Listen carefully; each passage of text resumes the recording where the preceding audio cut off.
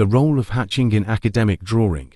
Hatching is a fundamental technique in academic drawing, allowing artists to create depth, texture, and form through the strategic application of lines.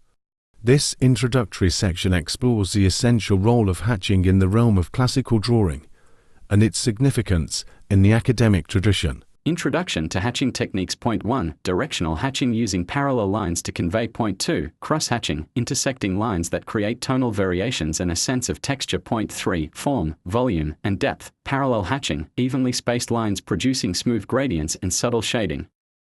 Hatching and its historical significance. The Renaissance, hatching techniques were refined and elevated to new heights, with artists like Michelangelo and Leonardo da Vinci mastering the art. Neoclassicism. During the 18th and 19th centuries, hatching remained a core component of the academic drawing tradition. Modern realism. Contemporary realist artists continue to use hatching to achieve a high level of detail and realism in their drawings.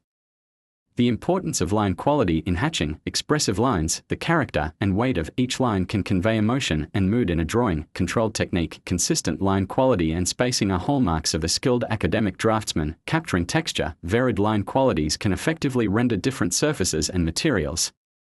Directional hatching for volume and form. Parallel lines. Point 1. Curved contours. Hatching with parallel lines creates the illusion of form and depth. Point 2. Layered shadows. Adjusting the direction of lines to match the curvature of forms. Point 3. Varying the density of to suggest shadows and highlights. Cross-hatching for tonal variations. Intersecting lines. Crossing hatched lines at different angles create a rich, textured effect. Graduated tones. Varying the density and spacing of cross-hatching achieves nuanced shading. Capturing texture. Cross-hatching can effectively render the appearance of different materials. Dramatic contrasts. Bold cross-hatching patterns create stark, high-contrast areas in a drawing. Parallel hatching for smooth gradients. Gradient, evenly spaced parallel lines produce smooth transitions between values. Volume.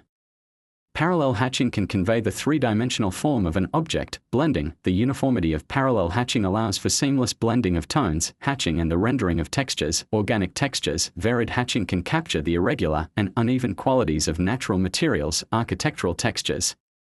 Applying hatching in figure drawing. Contour hatching can define the edges and silhouette of the figure. Volume. Directional hatching can convey the three-dimensional form of the body. Texture. Varied hatching patterns can capture the different textures of skin, clothing, and hair. Mood. The quality and expression of the hatching lines can evoke a specific mood or atmosphere.